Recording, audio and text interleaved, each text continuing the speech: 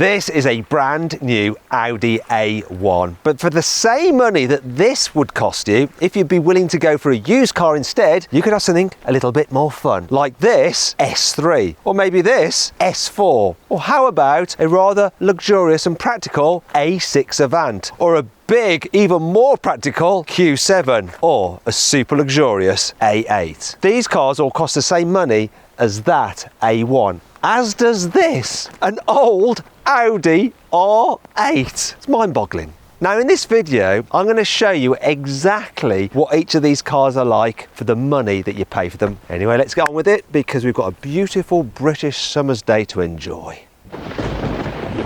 Buy, sell, car, wow. Let's start off with the new car. It's the Audi A1 and it's the baby of the Audi range. So this is a 30 TFSI S-Line. Now, the base price of this is £28,000, but it has a few choice options on it, such as the snazzy paint, the contrasting roof, an upgraded stereo, and some other options which you're probably going to want on this car. And it takes the total price, new for this, up to £32,000. It's a good looking car, and it's a small car. It's the smallest Audi you can get. Let's check it out inside. Here on the inside, this A1 has that wonderful new car smell. Ah, the freshness. No one else has sat in here and had their scent permeate into the upholstery. Also, everything is brand new. There's no wear on the steering wheel. No one else has touched the handle. There's no squeaks or rattles. It's fresh from the factory. Gives you a great feeling. And you know what? This A1 feels pretty good quality. So squidgy materials here, nice steering wheel, the seats are good as well, shiny bits of trim. Though it is the entry to the Audi range, so some of the materials do feel a little bit cheaper. Also, we're lucky we've got some of those packs added to this car because it means that you get parking sensors which you don't get as standard, and some other bits and pieces like a lovely Sonos stereo. So it feels good. Feels like quite a big car for a small car, but then it is quite expensive, isn't it? You know, £32,000 for an entry-level Audi. In the back, it's not cramped, you know, I'm an adult sometimes, and I've got just about enough knee room and enough headroom. It's fine. Though if you need to carry three in the back at once, it would be cramped. You know, it's not a big car, but it doesn't feel like a really small car either. Same applies to the boot. It's not massive, 335 litres, but it's adequate. One thing about this A1 is that while it costs over £30,000, it's got quite a small engine, 1 litre, 3-cylinder, 110 horsepower. So you don't get a lot of performance for your money. And I'll show you how quick it is now. Got my specialist timing gear. I'm going to launch it from 0 to 60.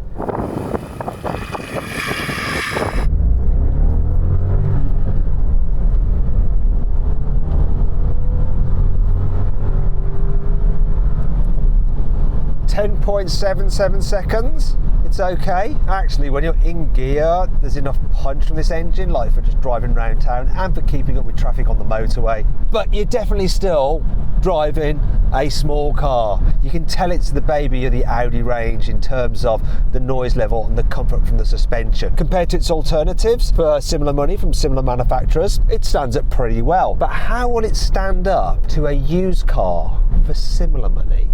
It's madness to think that for the same price pretty much as that A1U, you can have a used Audi S3. This one, it has 57,000 miles on the clock. It's from 2017 and it'll cost you about £25,000. However, here's one on carwow which is available used, Audi approved, so it's got some warranty with it. That has 20,000 miles. It's a 2019 car. And that's about £30,000. So very similar to that A1. Yet the performance is on another level. For starters, I've got a 2-litre turbocharged petrol engine with 310 horsepower. I've got a 7-speed automatic gearbox with launch control. I've got quattro all-wheel drive, which is handy in weather like this. And this is what it means. You have a car that can go from 0 to 60 this quick.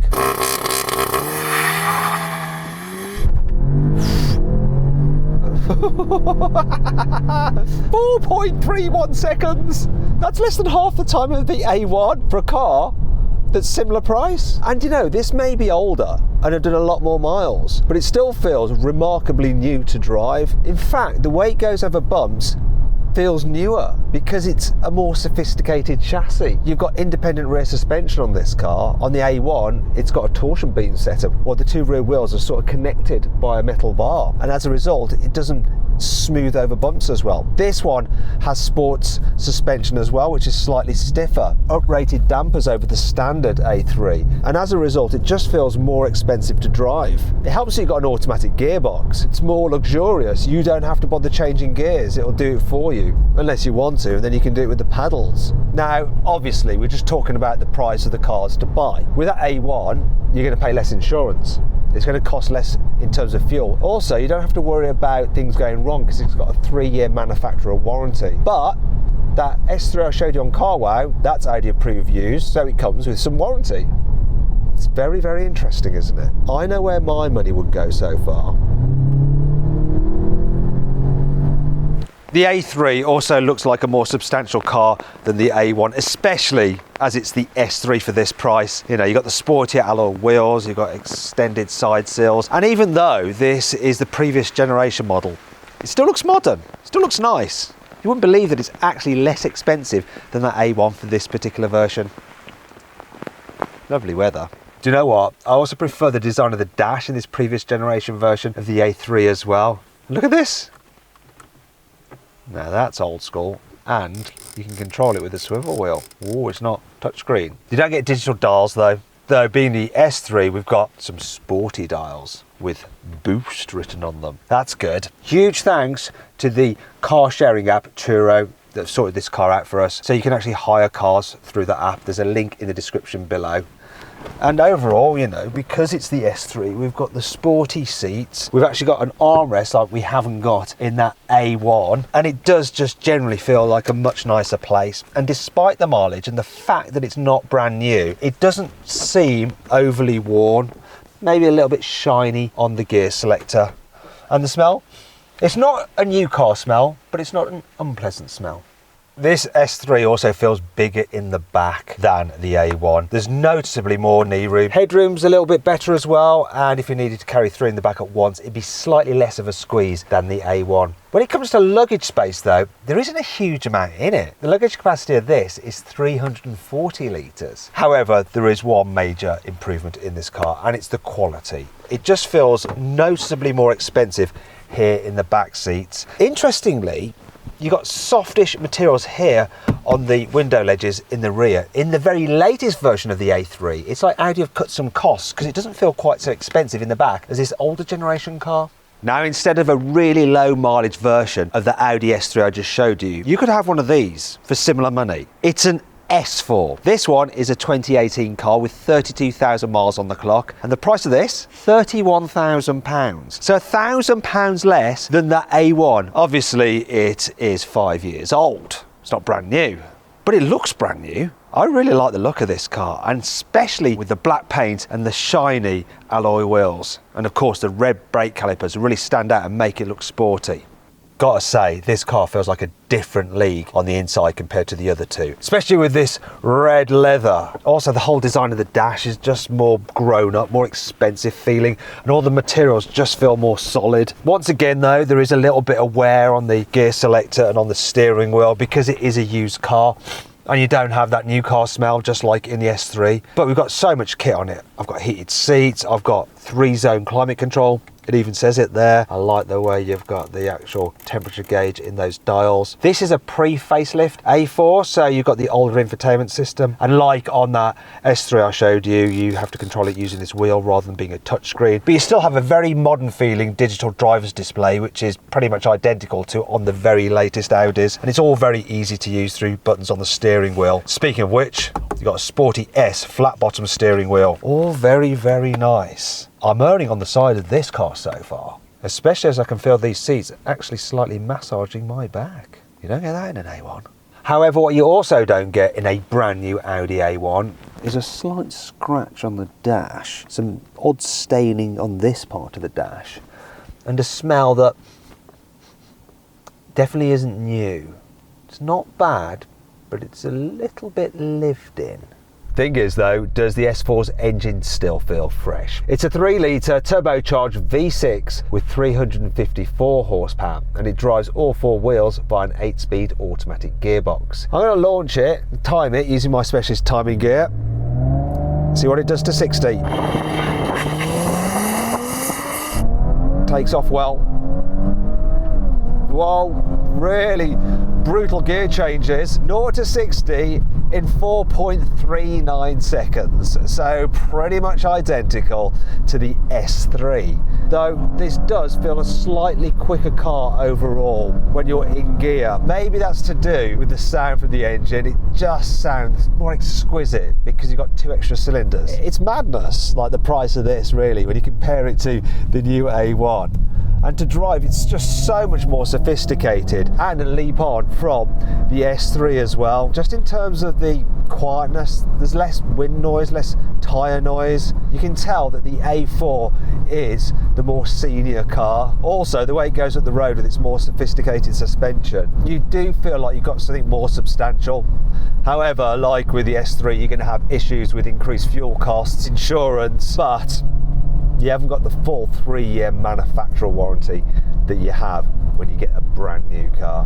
But is that a sacrifice you're willing to take? Well, it depends with the other benefits you get when you go for a used car such as this instead of a smaller new car. Compared to the brand new A1, this S4 feels noticeably more spacious in the back seats. Now, there's actually not much in it in terms of knee room and headroom compared to the S3. However, it does feel like a bigger car because you seem just further away from the windscreen, just a little bit more spacious, a feeling of airiness. Also, there's more of a feeling of quality back here. So that is actually quite squidgy and soft. This all feels very nice with the red stitching. Obviously you've got the red seats which really help it stand out. Then there's the boot. You've got 480 litre capacity, which is quite an increase over that S3. Though being a saloon, the actual entrance to the boot isn't quite as practical as the hatchback tailgate on the S3. But if that's an issue for you, you could always get an estate version of this car, which actually has a boot capacity of 505 litres and that practical liftback tailgate. However, if it's an estate car you're after, why not go for one of these, an A6 Avant? So this has a boot capacity of 565 litres. Look, it's absolutely massive. In terms of the price, this particular car, just under £32,000. It has a similar 30,000 miles on the clock as that S4, yet it's newer. It's a 2020 car, but there's a reason for this. I'm going to show you now with my specialist timing gear.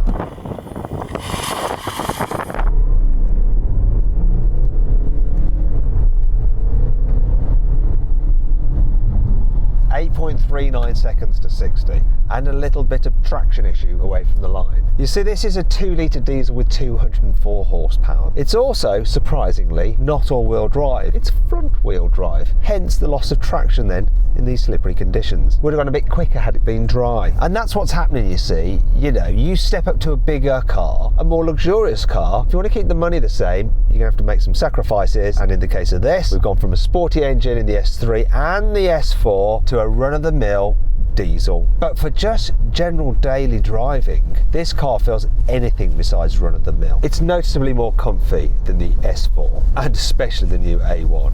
Part of that is because it hasn't got a sport suspension on it like the S4, but generally the A6 is a bigger car with a more sophisticated, more relaxing approach to things. The soundproofing is incredibly good on this. It is a step up over all the other cars. It's just so relaxing and quiet to travel in.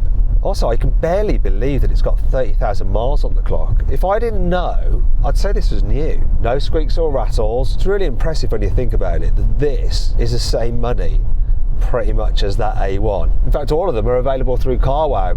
You can go new, you can go used, you can even sell your current car through CarWow, and dealers will bid on it from all across the country in an online auction. Now, if you want to check that out now, click on the pop-out banner or follow the link in the description below. Alternatively, you can go to CarWow dead easily at a later date by simply Googling "Help Me CarWow," and we will help you change your car. Also, there's more comfort here in the back seats as well. Noticeably more knee room than the S4, the S3, and especially the A1. Also, loads more headroom. The seats themselves just feel a bit deeper and more reclined and relaxing. And then we've got stitching here, look, on the door tops. It's all much more premium, apart from one thing. At this price point, we don't seem to have tri-zone climate control like we had in the S4. So there are some compromises to be made. It's a similar story here in the front. You see, this particular car doesn't have the full digital dials. They're part analog, part digital, so it feels a little bit cheaper than what you get with the S4. And while this infotainment system is newer and a touchscreen, it's not the actual full-size one you can get with the A6. That would have cost extra. Doesn't quite fill the whole screen area, does it? Got a lot of bezel going on. It's the same with this lower screen down here as well, and these buttons here. Normally they're touch sensitive on higher spec versions. You know, at this price, you're making some sacrifices in terms of kit, but they're not deal breakers. And overall, the inside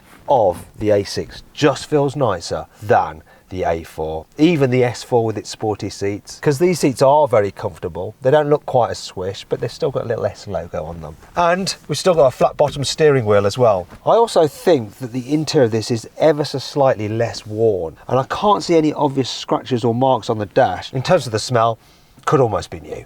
I guess it just depends who had the car before you. Actually, you can guess the type of person who will have had an Audi Q7 before. It's going to be someone with kids. That's why they need the 7 seats. And it's got a strange smell about it. It's a fruity smell. I think it's an air freshener, but I believe it's probably been deployed to remove the smell of children.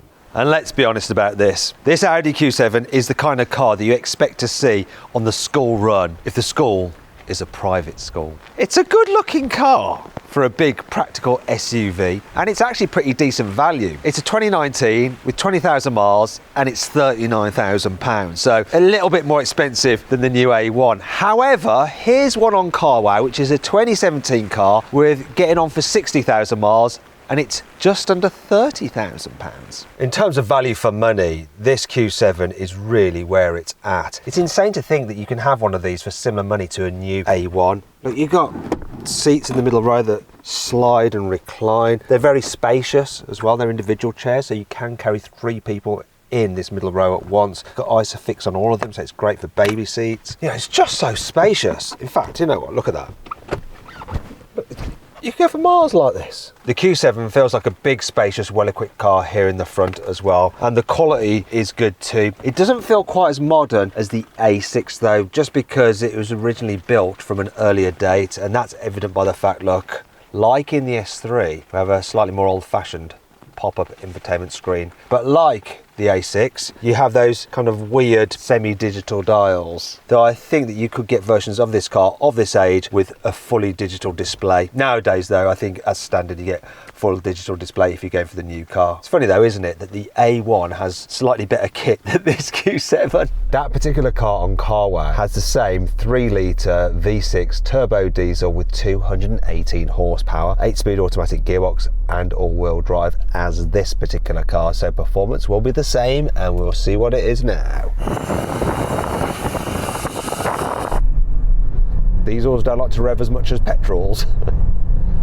But progress is adequate. 0 to 60, 7.8 seconds. Noticeably quicker, despite this car's larger size than that new A1. If you're going used, you're getting so much car for the money. You know, this big SUV that feels like tank-like, yet is also luxurious and comfortable. I mean, it's so good. To be fair, this Q7 is the best car in its class, and they seem to cope well when you put miles on them. This 21,000 miles, a bit like the A6, you wouldn't know it wasn't new, but to drive, absolutely solid as a rock. Smooth, relaxing, easy. I prefer the A6 ever so slightly to drive, but this is still lovely, and a lot of people would rather have this car because of the raised driving position and the fact you get a better view out over traffic, and you get to look down on other drivers, probably those in an A1. Now, if it's technology you're after though, you need to go straight to the top of the Audi range and get yourself and A8. This particular car is the long wheelbase version and it's got 37,000 miles on it and it's up for £37,000. However, I found one on carwow, similar age, 2018, with 50,000 miles on, and that one's £30,000. So less money than that A1 with options.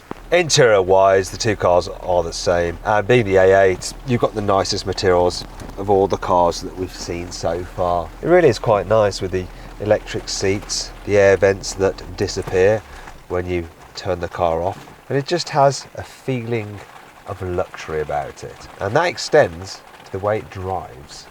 This car has the same engine as that one that's available on carwow with the standard wheelbase. It's a 3-litre turbocharged V6 diesel with 286 horsepower. You've got all-wheel drive and an 8-speed automatic gearbox. And I'm going to launch it to see how quick it is.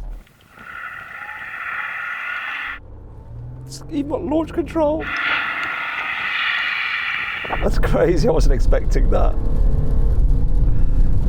5.95 seconds. That was effortless. It didn't feel that quick because this car is just so well isolated. You might notice that it's just a bit quieter. You can't hear any road noise. There's hardly any wind noise. As you go up through the range, you notice the car's getting more and more luxurious from the A1 all the way up to the Q7. But then the step to the A8 is quite large. There's a big gap between the Q7 and this one in terms of luxury. Also, this car comes with stuff like this, look. An electrically operated steering column as standard. I mean, that just oozes luxury. So does the fact that you get air suspension as standard. And as a result, the way this thing goes over bumps, once again, is a huge jump from the Q7 to this. Incredible to think that you can have one of these, similar money to that new A1, although of course, 50,000 miles and it's 5 years old. And the fact of the matter is that at some point you're going to need to replace the brakes. Something might go wrong on it, and the older the car is, the more miles it's done, the more likely that something will go wrong. And when you're dealing with a car such as this with loads of tech on it, fixes can be quite expensive. That said, when it is all working perfectly fine, it really does feel super luxurious. This A8 is the most luxurious in the back seats as well. They're really, really comfortable. And being the long wheelbase version, there's loads of knee room. Now, if it was the normal wheelbase version, I'd probably have about that much knee room. So about the same as the Q7. What's smaller than the Q7 is the boot capacity. It's 510 litres compared to 770 on the Q7. But overall, it does just feel more expensive here in the back. Blind.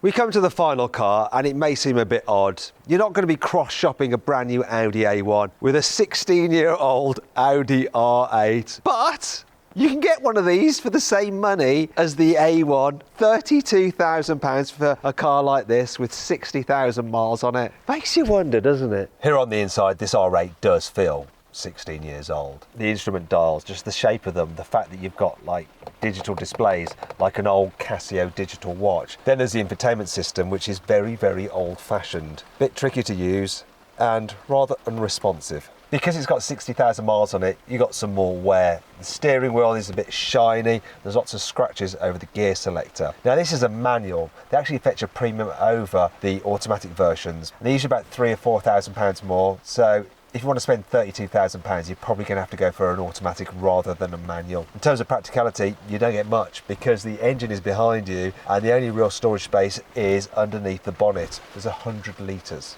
That's all. Look, that's how old it is. You've got a cigarette lighter and an ashtray. You don't get these in cars anymore. Think about this car. It may be old, but it's got the best engine. A 4.2 litre naturally aspirated V8 with 420 horsepower. We've also got all-wheel drive. Clearly this is going to be the quickest car of the lot, right? Let's time it and find out. Thing is, I want to be kind of gentle with this car because it's old and it's very expensive to repair. Replacing a clutch would be very costly.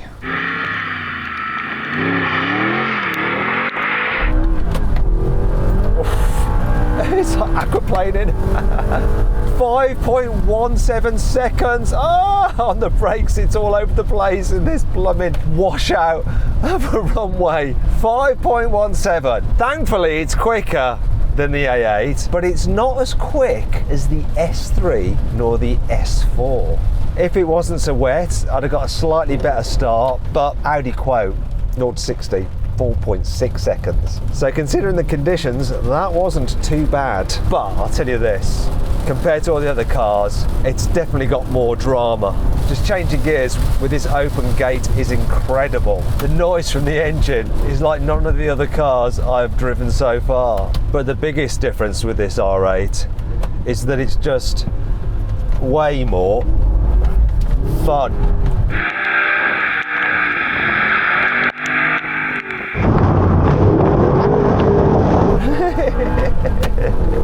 Oh, why would you want a brand new Audi A1 when you could have this 16-year-old R8 and all the maintenance and insurance costs that come with it? I think I've answered my own question. In all seriousness, this video was just a bit of fun to show you what you could get for that budget of a new A1. And I think if you're shopping for a new car, you're very unlikely to go for something like this, but you might go for a nearly new car. And it is possible to get something slightly more substantial for similar money if you're willing to forego the fact of having a brand new car and picking it the exact spec that you want it.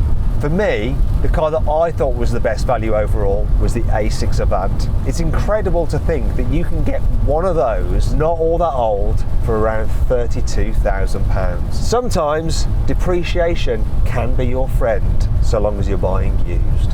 And don't forget, as well as buying new cars through carwow, you can also buy used ones too. Oh, and sell your current car as well. Anyway, I hope you'll enjoy the video. If you did, give it a like. Click on those windows there for some more videos. And on that box there to go to carwow now to change your car the easy way. Thanks for watching.